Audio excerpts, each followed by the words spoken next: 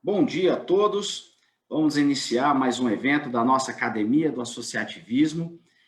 Hoje novamente, né, com o nosso já amigo Gustavo Carré, já esteve conosco aqui falando sobre os insights da NFR e hoje ele vai trazer para nós mais um super assunto, né, focado na cooperação, tá? Na cooperação. Eu gostaria, então, de dar as boas-vindas a todos que estão aqui na sala do Zoom conosco e aqueles que nos acompanham pelo nosso canal do Facebook. Para iniciar, eu vou convidar a nossa moderadora, a Ana Rodrigues, para dar as boas-vindas e fazer os primeiros anúncios aqui do nosso evento. Bom dia a todos, Ana, a palavra está contigo. Bom dia a todos, um prazer estar com vocês aqui mais uma vez às nossas quartas-feiras.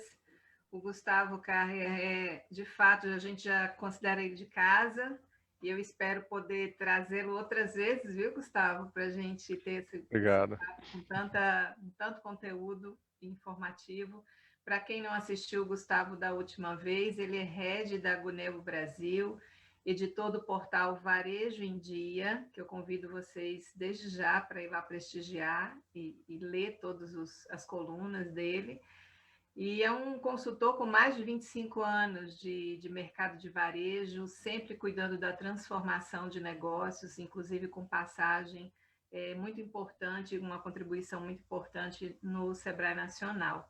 Hoje a gente vai falar sobre o ambiente de cooperação no digital, como que a gente pode usar tudo isso para acelerar ainda mais essa nossa vida no digital. Gustavo, é com você. Obrigado, gente. Obrigado, Eduardo. Obrigado, Ana, pelo convite. Já me sinto em casa. O tema é algo realmente que mexe comigo, porque a gente fala de duas paixões, que é a tecnologia e o varejo. E espero poder contribuir aqui com as reflexões de todos. Eu vou apresentar, vou iniciar a apresentação e no final a gente faz um debate. Eu procurei trazer um conteúdo mais curto dessa vez, né? Da outra foi praticamente 50 minutos, né? A da NRF. E essa aqui eu queria ser um pouco mais breve na apresentação, mais como um estímulo, né, ao debate, às discussões que a gente faz ao final, tá bom? Começar a transmitir aqui a tela para vocês, tá? Quando eu estiver dentro, vocês já me informam, eu já começo. Ele já apareceu? Tá ok. Legal. Tá muito alto, tá baixo, o tom, tá legal a voz? Tá ótimo, seu Legal. som tá muito bom. Tá joia, então, gente. Então, o desafio dessa manhã é discutir como criar um ambiente colaborativo para acelerar a transformação digital, né? Que já está em curso, enfim, e que agora ganha uma importância maior para as empresas. Só para reforçar, eu sou editor do Varejo em Dia, que é um portal, né, de notícias sobre o varejo, varejoemdia.com, e do podcast PDV por Dentro do Varejo. O PDV por Dentro do Varejo, inclusive, começou essa semana a segunda temporada, com uma entrevista incrível com a Vanessa Sandrini. A gente coroou aí a Semana da Mulher, o Dia da Mulher, com a entrevista com uma das mais expoentes profissionais do varejo. Ela comanda as operações hoje do Fasano, do Empório Fasano, mas ela tem uma história muito bacana, fundadora da Mulheres do Varejo e vários outros movimentos de valorização das executivas femininas, né? E então também, se vocês quiserem seguir, recomendo entrar seja no Spotify, em qualquer outra plataforma grande plataforma de concentração de podcasts. Se você digitar lá PDV por Dentro do Varejo, você vai encontrar a temporada anterior e a que começou ontem com a Vanessa Sandrini, a primeira convidada dessa segunda temporada. Bom, o varejo como a gente conhecia, né, eu falei muito disso no nosso encontro anterior, ele vem se transformando, e o varejo que a gente conhecia, ele estava muito baseado no ponto, comercial, do fluxo das pessoas na loja, em promoções agressivas, né? As lojas eram, enfim, são muito grandes ainda, né? Muita propaganda, muito tabloide, né? O varejo era muito dependente da presença das pessoas dentro da loja, e isso era motivado por estar muito bem localizado, né? Então o ponto comercial era muito importante, mas as coisas vieram se transformando e mais recentemente numa velocidade incrível, né? Olha, como a gente está hoje, né?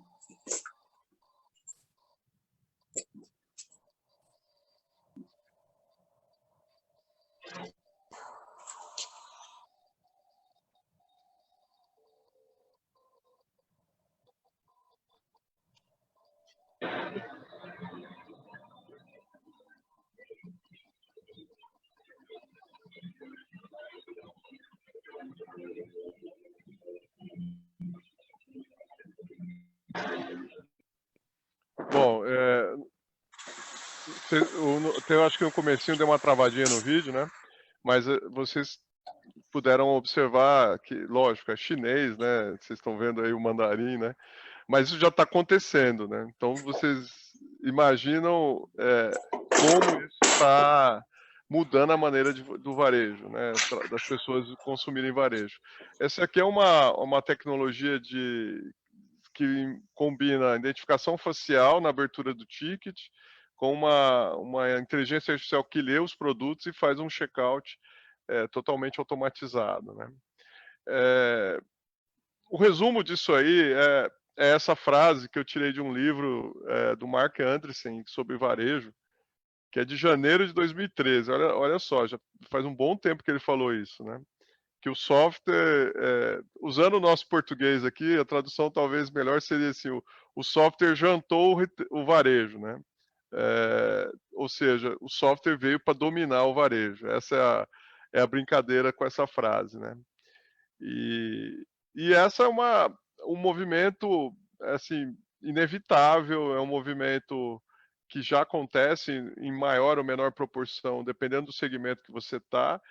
E a loja se transformou em algo muito diferente do que era um ambiente de transação para um ambiente de experiência, um ambiente de hospitalidade, né? Então, tentando falar um pouquinho dos novos papéis dessa loja, quer dizer, a loja se tornou um espaço de mídia à medida que as pessoas não precisam ir até lá para comprar, mas é lá que ela vai ter o contato e a experiência sensorial com o produto.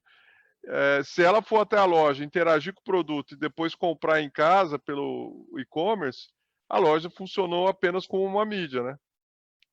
Como uma comunicação, né? Então, dizendo a loja como mídia, muito mais, indo além dos painéis de LED, indo além de toda a comunicação e visual merchandising da loja. Ela passa a ter um papel também a presença da loja nos shoppings, na rua, como uma maneira de você reforçar a marca e o cliente se lembrar dela, né? A loja se transformou num showroom. Essa foto que está na tela é da Amaro, né, amaro.com, que é um modelo de negócio em que a loja é um showroom apenas. Na Amaro, você consegue provar as peças, você conhece as peças, mas você não sai dali com a peça. Você vai toda a coleção tem apenas um produto por tamanho, que é exatamente para proporcionar a experiência. Mas você compra no seu app ou ali naqueles computadores para receber em casa.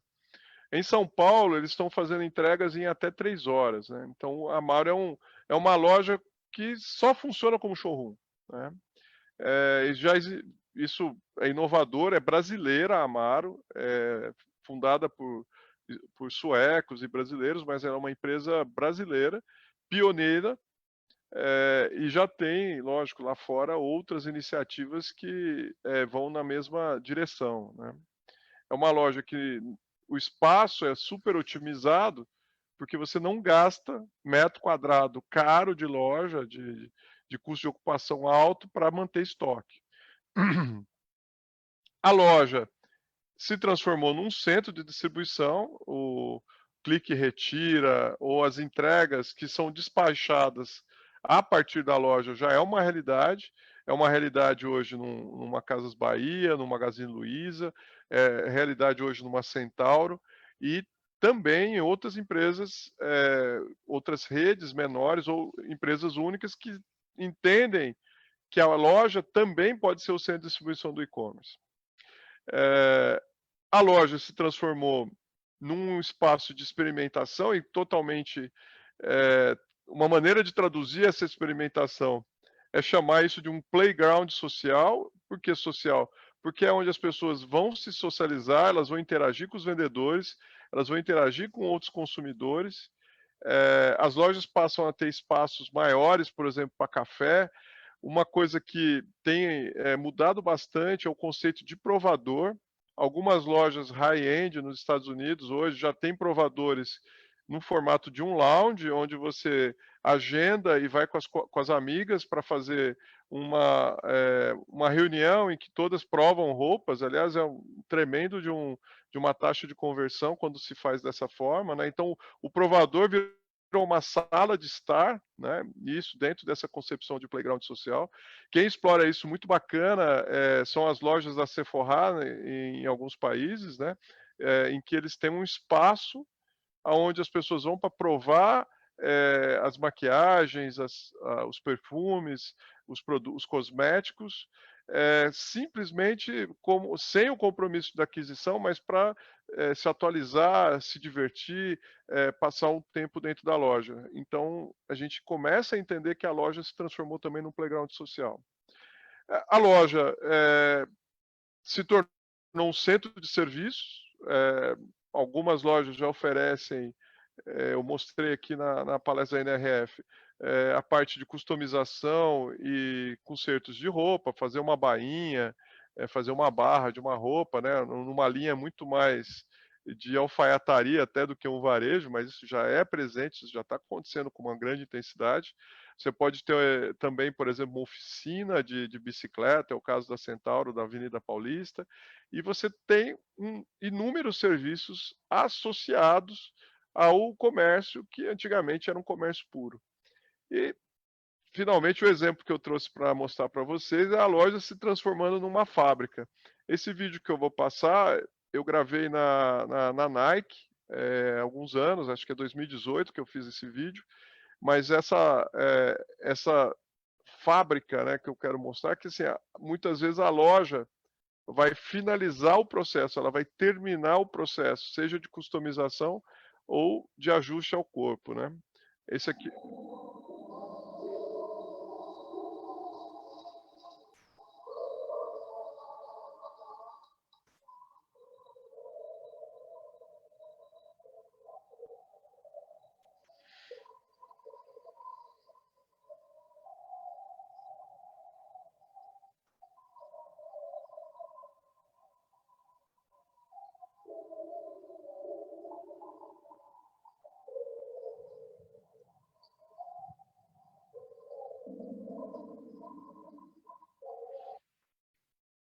Para vocês entenderem, todos esses tênis originalmente vêm da fábrica em branco, né, o Air Force One, né, e você tem a possibilidade de customizar nessa máquina. Essa máquina ela está preparada para fazer a marcação em tinta, que é essa que mostrou aí, mas ela também tem um raio laser que você pode fazer uma gravação queimando a superfície do tênis, né? E você pode ter um estúdio ali do lado com um computador que você pode criar na hora, ou levar uma foto do seu filho, ou levar uma foto de um personagem, enfim, levar o arquivo que você quiser e eles fazem essa, vamos dizer, essa impressão com qualidade industrial, né? Com qualidade como se essa peça tivesse saído da fábrica da Nike, né? Falando agora propriamente da colaboração, né? Então, entendendo colaboração, a cabeça dos agentes, né? Eh, eu vou falar aqui dos 3 grandes agentes do processo de desenvolvimento tecnológico do varejo, né? Então, pensando primeiro vestindo o chapéu do varejista, né? Entendendo o que o varejista deseja. Independente do tamanho, do segmento, do porte, se é uma loja ou uma rede, o que o varejista quer? O que o varejista deseja? Primeiro de tudo é gerar tráfego, seja na loja ou no site, né, ou no aplicativo, que ele quer é gerar tráfego. Ele quer que as pessoas vão até lá, as pessoas cliquem nos seus aplicativos, né? Esse é o primeiro desejo. O segundo desejo é que, uma vez ele estando no ambiente da loja ou no ambiente do e-commerce, ele converta, ou seja, ele compre. Então, se ele tem 10 pessoas entrando ali, ou 10.000 pessoas, não interessa, ele quer ter um aumento na taxa de conversão. A taxa de conversão é a relação entre as pessoas que visitaram a loja ou o site e compraram. Então, o segundo degrau é, bom, eu quero gerar tráfego. Pô, já pus o pessoal lá dentro da loja. Agora, eu preciso fazer comprar, e fazer comprar significa elevar a taxa de conversão. Beleza, ótimo, já fiz isso. O que mais que eu quero? Eu quero recorrência. Eu quero que essa pessoa que foi hoje lá, e eu consegui converter, que ela volte, que ela compre outras vezes. Eu quero que ela influencie a família dela, os amigos, para que volte a comprar, para que eles comprem também. Então, eu quero conquistar a fidelidade. E olha que eu escolhi com muito cuidado a palavra conquistar, né? Porque a fidelidade não é algo que se compra, é algo que se conquista, né? É atendimento, produtos de qualidade, é um pacote longo, não é só dar preço baixo que você vai conquistar a fidelidade, não.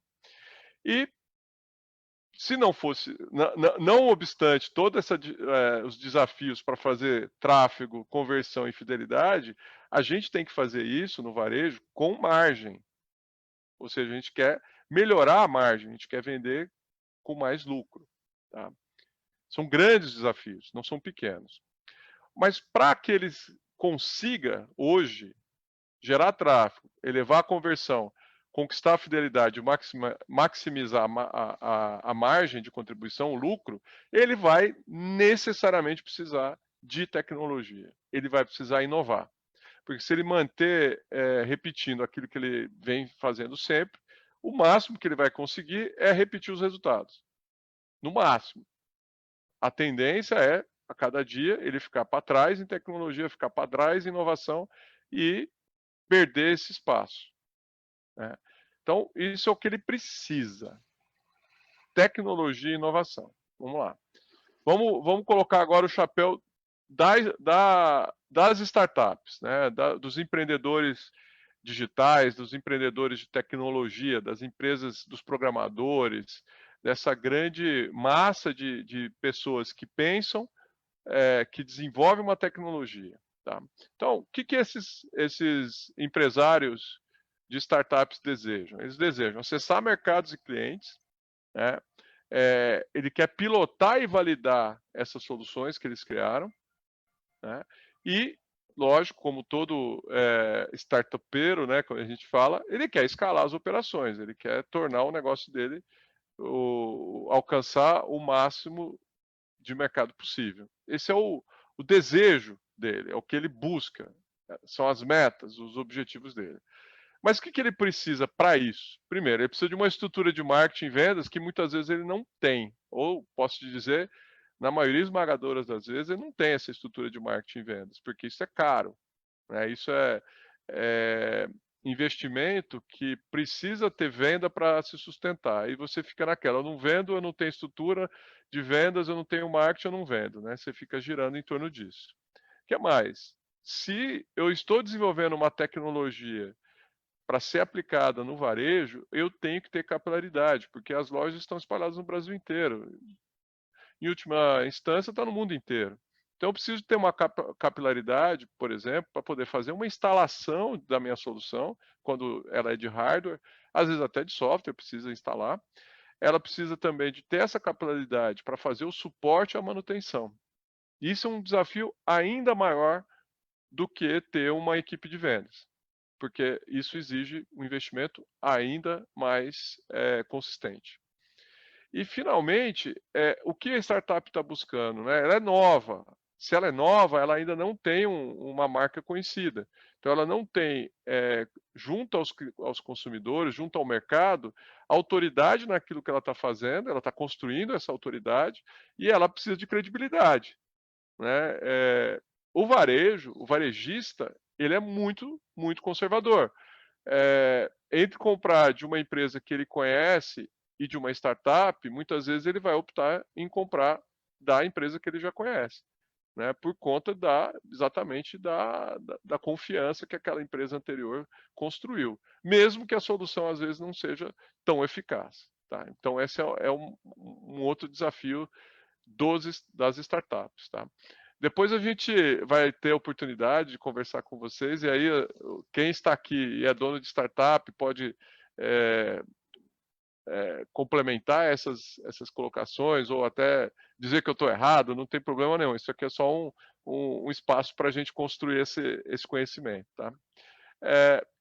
E aí a gente chega aos grandes players de tecnologia, quem já está estabelecido no mercado, né?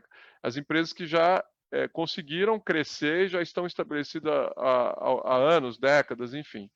O que essas empresas precisam? Né? Empresas como a que eu sou head hoje, que é a Guneba, é uma empresa centenária, que tem uma estrutura no Brasil todo, mas que também deseja algumas coisas que não são fáceis de fazer. Por exemplo, criar e liderar novas tecnologias não é tão simples. Né?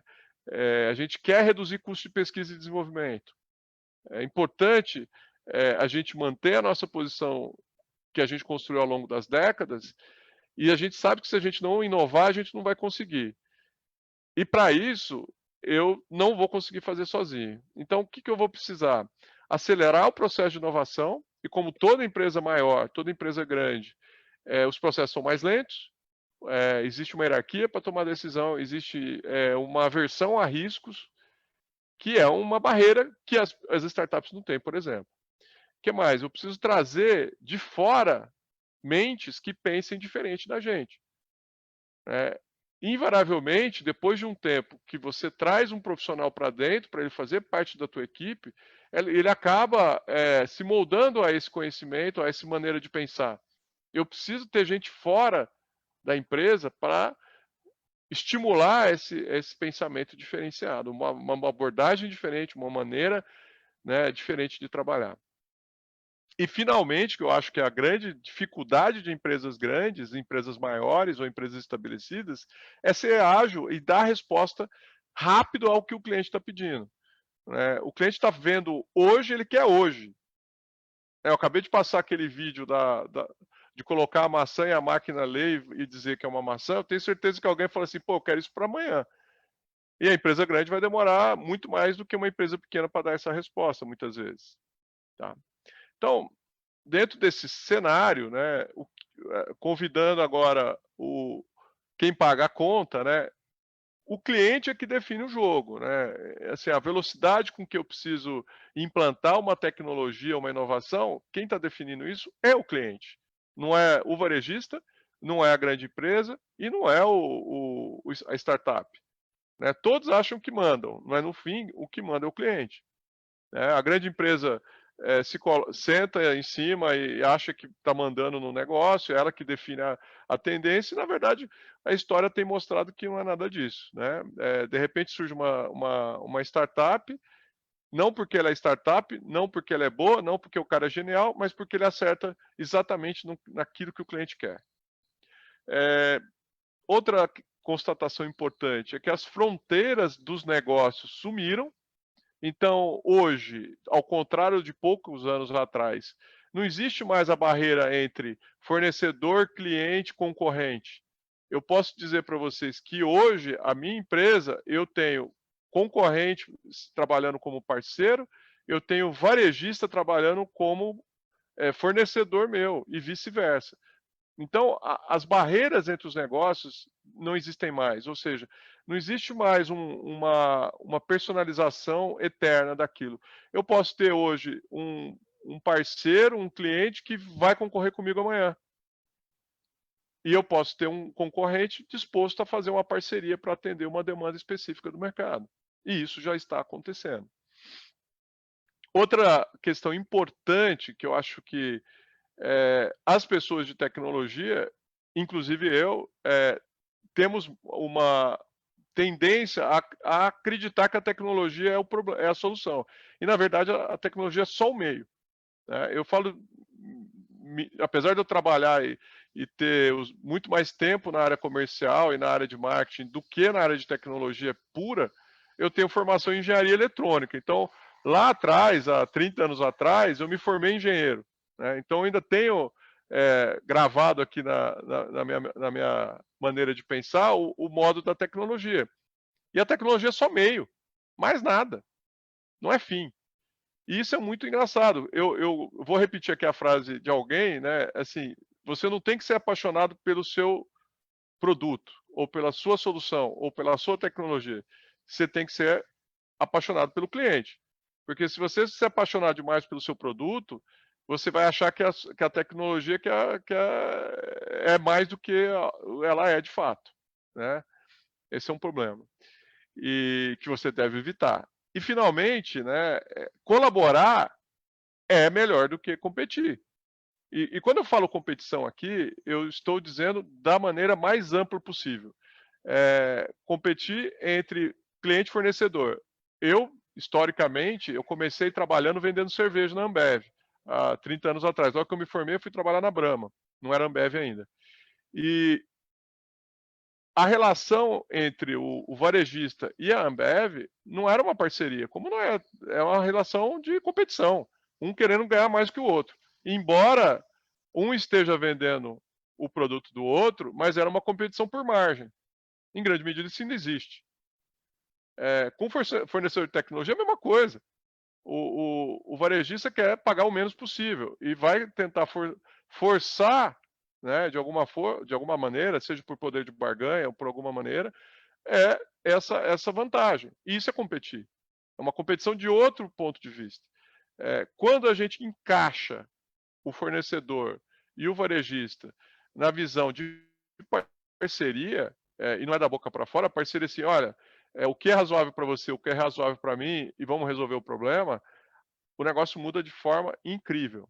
E a gente tem uns casos, eu vou dar um exemplo aqui, que é um caso concreto, real, e aí nós temos o papel do grande player, que é a Gunebo, eu posso até chamar de startup, que é a Ponfá, que é fornecedora de uma parte da tecnologia, e do varejista que falou assim, não, eu vou comprar essa ideia, eu vou testar, eu vou ver como é que funciona isso, eu quero melhorar. Tá? A problemática aqui é reduzir a fila no caixa. Tá? O vídeo é autoexplicativo, mas já dando um spoiler aqui, o problema é fila no caixa, e fila no caixa você tem várias formas de resolver. Uma delas é abrindo mais caixas, né? Só que, como é que eu vou abrir um caixa atrás do outro, né? O custo disso, de pessoal, de mão de obra, me estrangula, e mesmo assim vai ter um horário do dia na loja, né? Que nem se eu abrir todos os caixas eu vou conseguir atender todo mundo que está lá. Então, quantas vezes a gente se deparou com essa situação? Todos os caixas abertos e fila. Ou uma situação que a gente se irrita, só um caixa aberto e fila. Tá? Então, eu vou passar o vídeo aqui, ele vai explicar um pouquinho dessa experiência de colaboração entre startup, empresa grande e supermercado.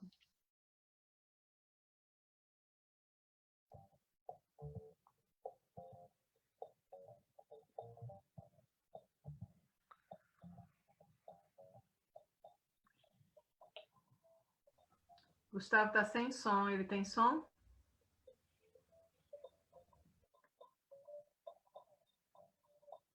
O som é uma musiquinha.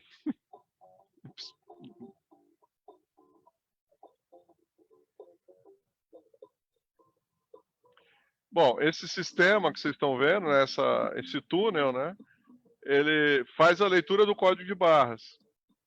E dessa forma, né, ele evita erros, né, reduz os erros, né, e você faz com que a operação do caixa seja mais ágil, né? A esteira fica praticamente ligada direto, né? E a operadora não precisa pegar produto por produto, encontrar o código de barras e apontar para o scanner, né? A leitura é feita durante a passagem dos produtos dentro daquele túnel, né?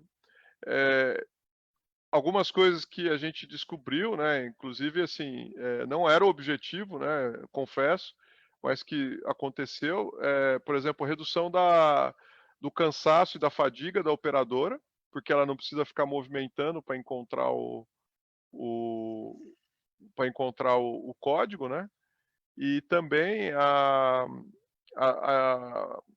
na- somado isso ao longo do tempo, a redução da lesão por esforço repetido e o afastamento de funcionários, né? Então isso teve é um ganho secundário, enfim, mas é um ganho humano importante também. E a visão que o cliente tem desse processo de você saber que o produto está sendo registrado e a exceção, quando há algum tipo de produto registrado, é mostrado uma foto do produto. Então o cliente, muitas vezes há uma possível dúvida do cliente se os produtos foram cobrados 2 vezes, enfim, então isso te dá uma segurança a mais também. Tá? Então esse é o exemplo, né, de colaboração, né, completa, né? E aí para a gente pensar, já finalizei aqui a parte dos slides, né, da parte vamos dizer assim, para a gente motivar a discussão, né? É engraçado essa frase, né? Do Bill Gates, né? Ele falou isso no começo dos anos 80, né? Que o sonho dele era que tivesse um computador em cada mesa ou em cada casa, né? É engraçado isso, né? A cabeça dos anos 80 era algo que era muito raro, né? Era assim, não existia isso. Hoje você tem vários computadores. Na minha casa tem o meu, do meu filho, da minha mulher, tem computador até que está largado lá. E isso se tornou realidade algumas décadas depois. Então, toda a empresa, diversos computadores e tal, né? E aí você poderia imaginar o seguinte, logo que surgiram os smartphones, enfim, logo que a tecnologia se tornou móvel, talvez, né, um varejista tenha pensado, né, eu queria uma loja no bolso de cada consumidor, e o que é fato, né? A diferença é que o Bill Gates, que é um grande visionário, demorou décadas para que a visão dele alcançasse a realidade, enquanto que essa do varejista, suposto varejista, aconteceu numa velocidade incrível. Não foram décadas, foram alguns anos, né? Entre surgirem os smartphones e colocar uma loja lá dentro, né? Então é algo incrível como as coisas estão indo, né? Então esse é a apresentação inicial, né, que eu preparei para vocês. Eu vou parar de compartilhar aqui para a gente voltar para a tela, né? E aí eu acho que, Ana, abrir para perguntas e estimular aí o debate. Gente, quem quiser fazer perguntas, vai mandando aqui no chat. Quem estiver nos ouvindo e nos acompanhando pelo Facebook também, eu até já pus mensagem lá, pode ir digitando aqui que eu vou acompanhando. Eu quero abrir essa discussão, essa conversa com os novos papéis da loja, né? E a gente sabe que tudo que você falou é um retrato do que vem acontecendo no mundo do varejo e algumas outras transformações que vem acontecendo também no mundo dos outros negócios.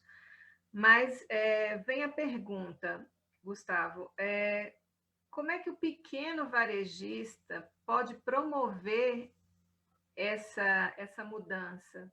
Alguns ajustes são possíveis de serem feitos nesse pequeno varejista, para modernizar o seu processo, para modernizar a sua loja, etc.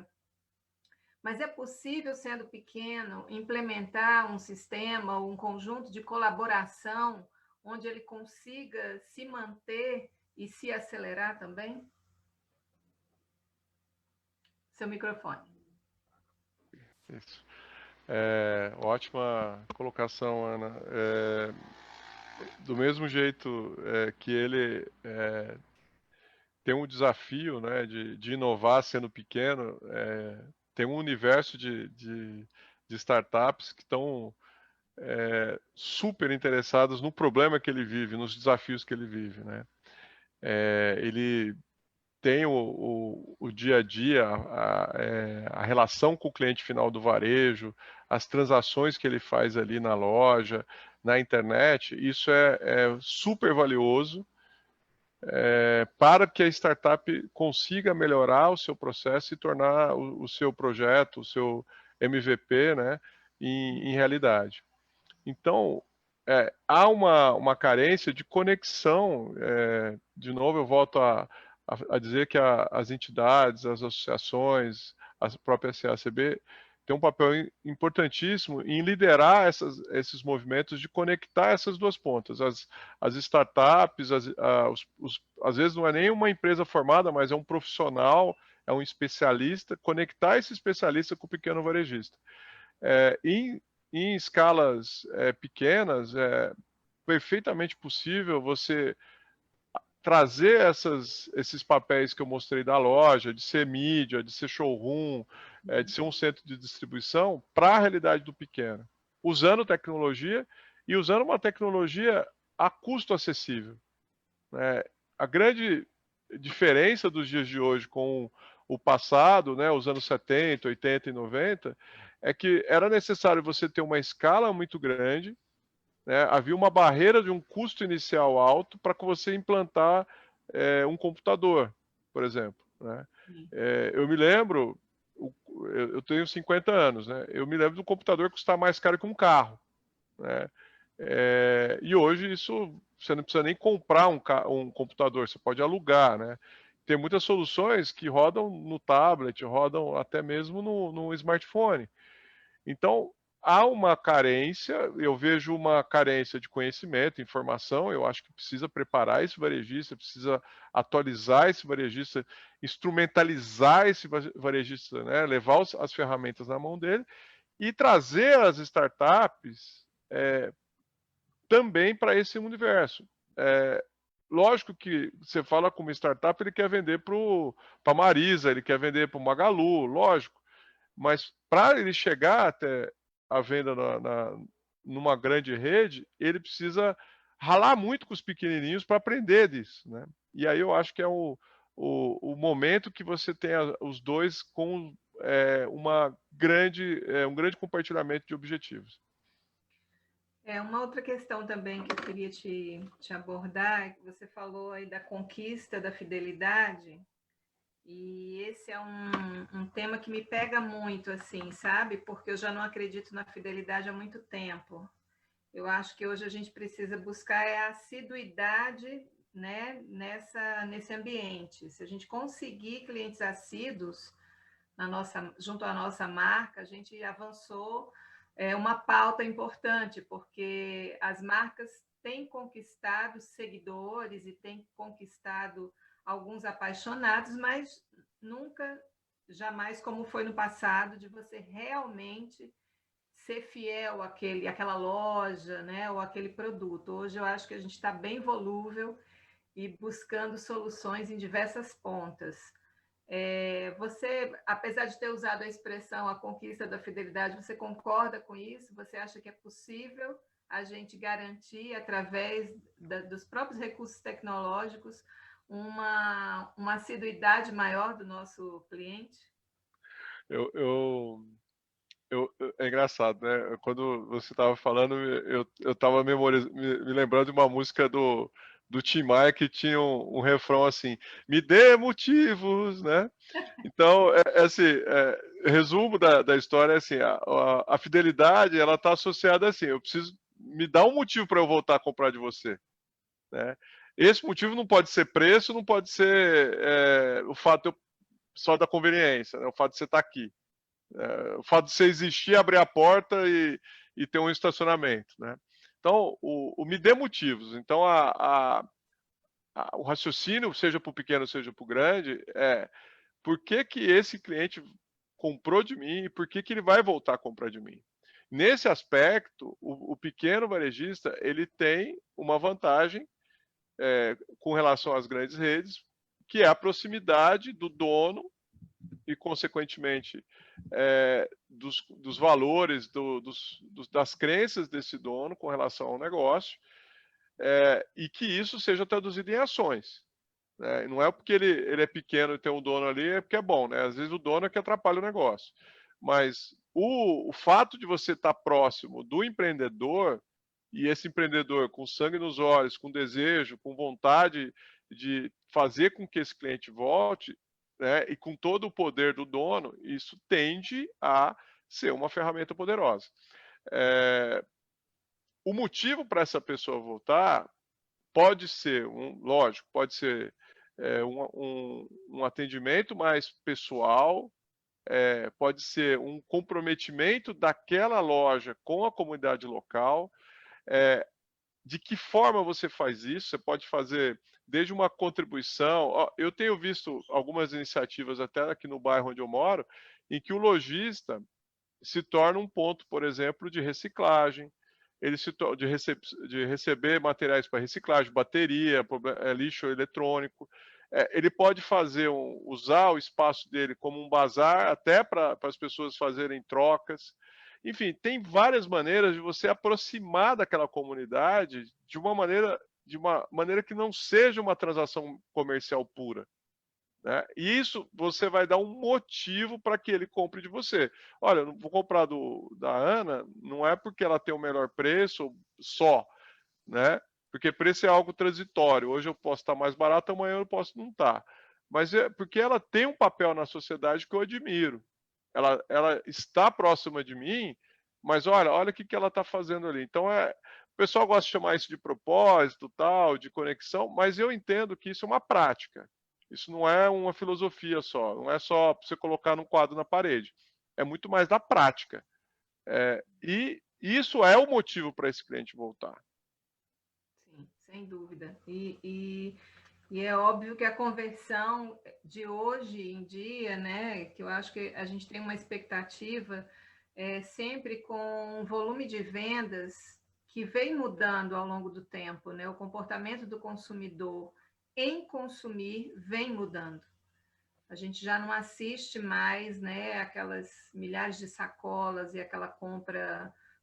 Tudo mudou e eu acho que a pandemia também trouxe uma nova forma de pensar o dinheiro, né? O uso do dinheiro e o gasto desse dinheiro. Então, realmente é preciso repensar o ponto de venda, é preciso repensar o que vender, como vender, né? Para quem vender. É um exercício bastante complexo. Tem um comentário aqui de Sara.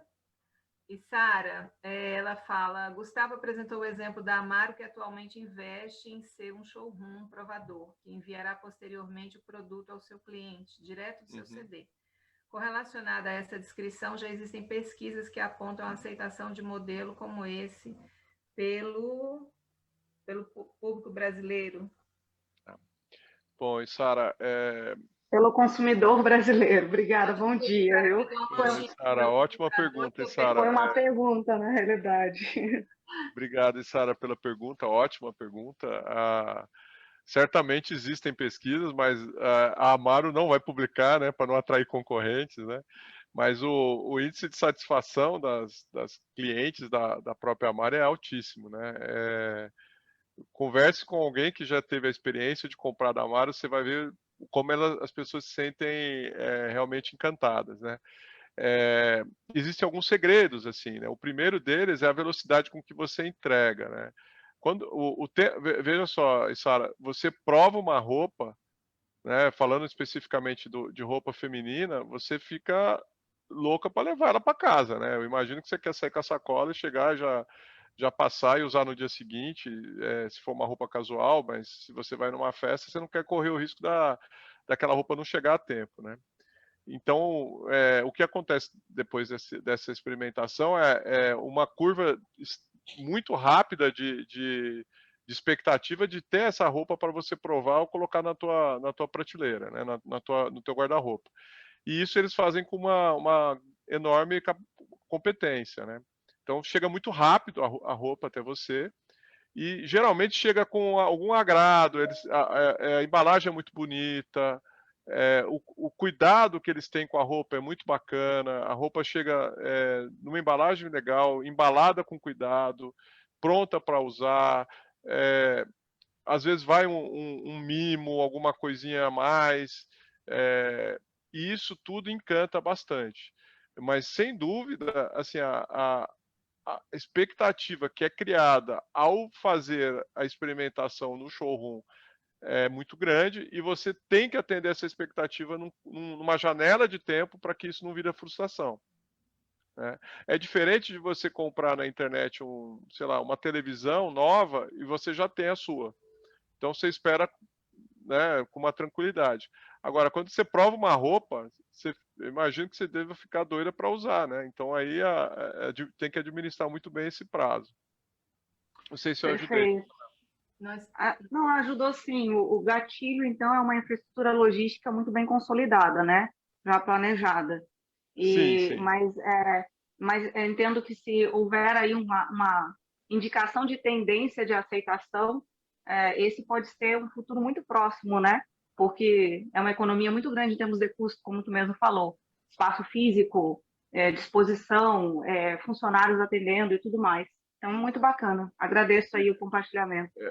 Tem uma outra experiência que é muito bem sucedida também, da Kate Spade, que é uma marca de roupa feminina nos Estados Unidos, que é até mais, como que eu vou te explicar assim, não chega a ser um showroom, mas é talvez mais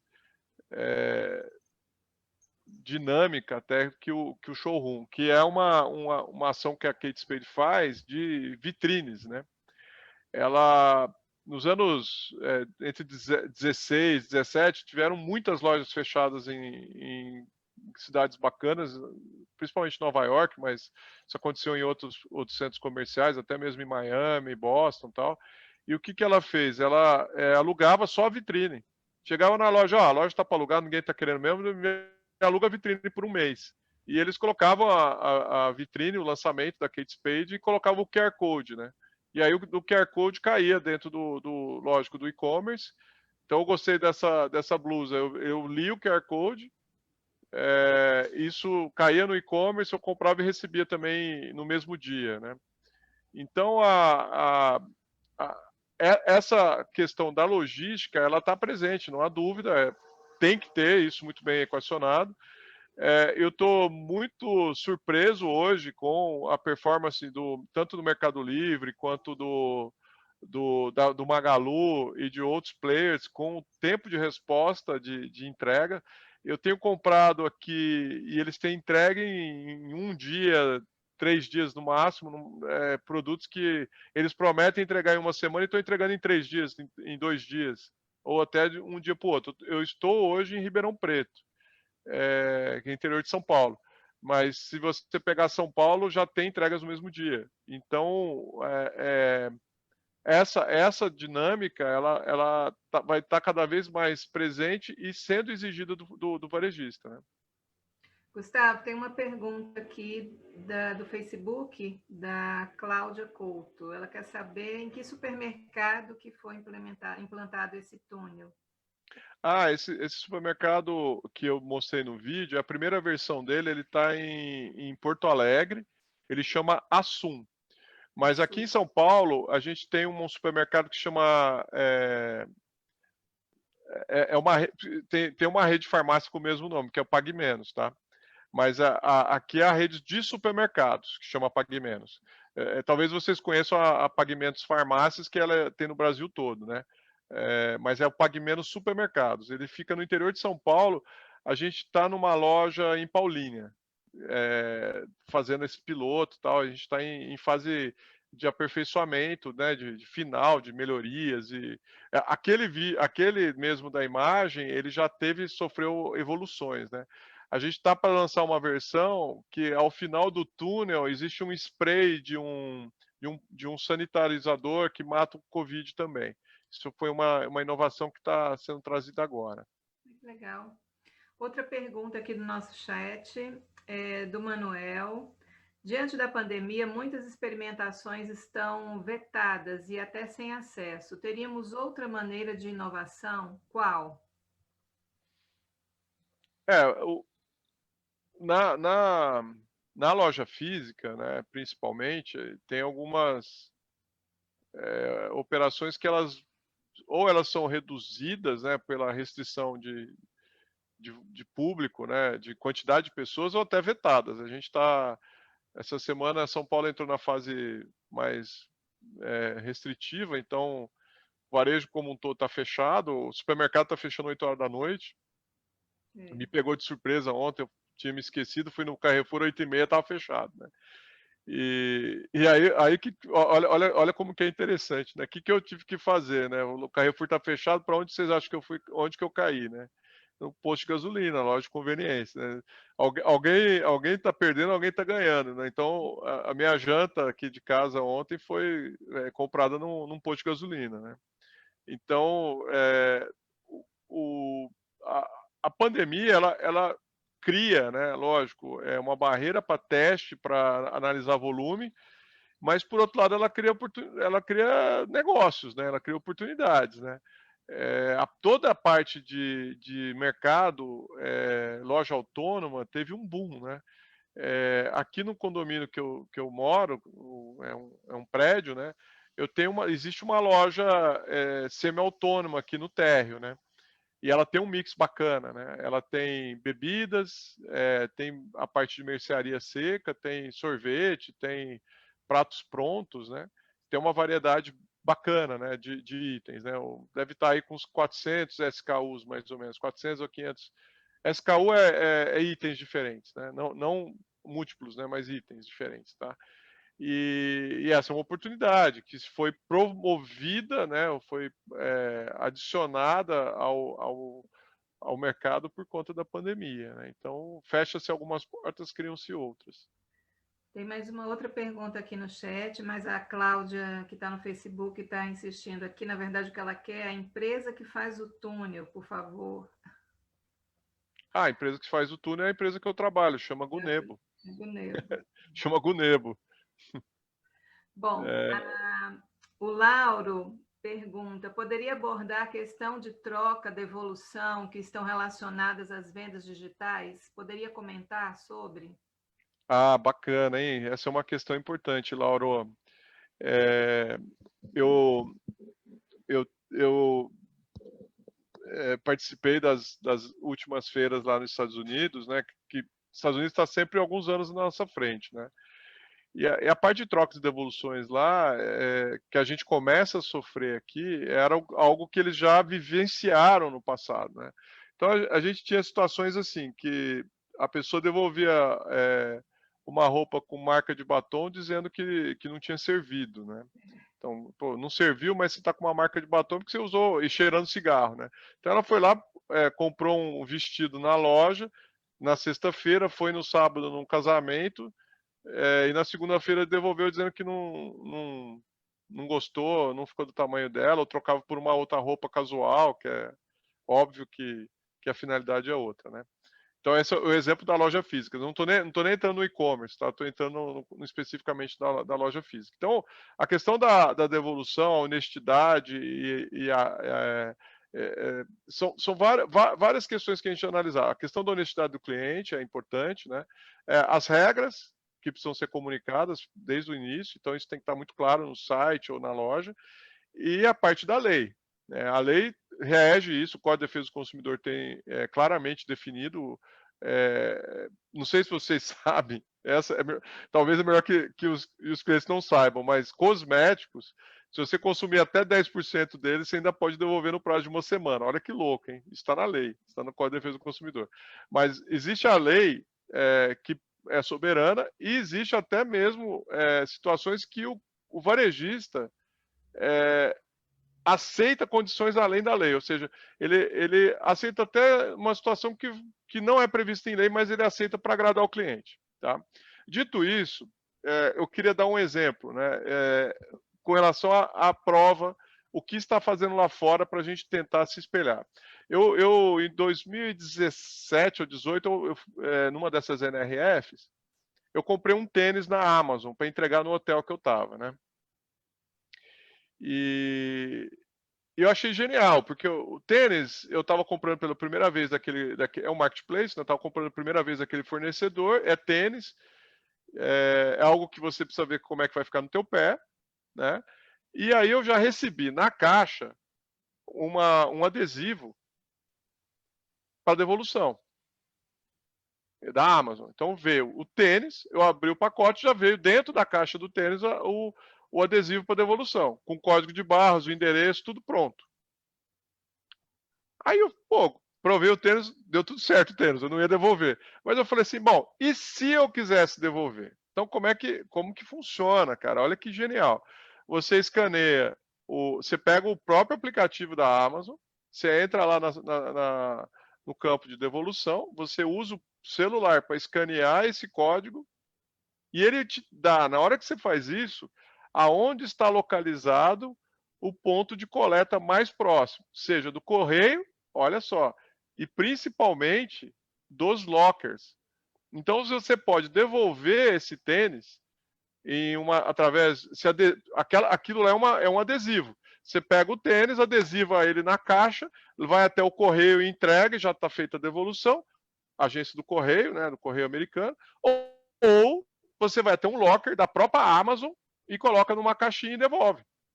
E aí você escolhe, eu fiz todo o processo, e você ainda escolhe se quer trocar o crédito de volta ou fazer uma compra com aquele dinheiro. Olha que genial.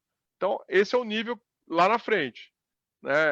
Aqui no Brasil, a gente ainda vai chegar nisso, porque a logística reversa no Brasil é um desafio ainda maior que a entrega. Porque, por exemplo, se eu receber hoje um produto sei lá, do Magalu e querer devolver numa loja, não é uma operação sem atrito, vai ter uma fricção aí. Né?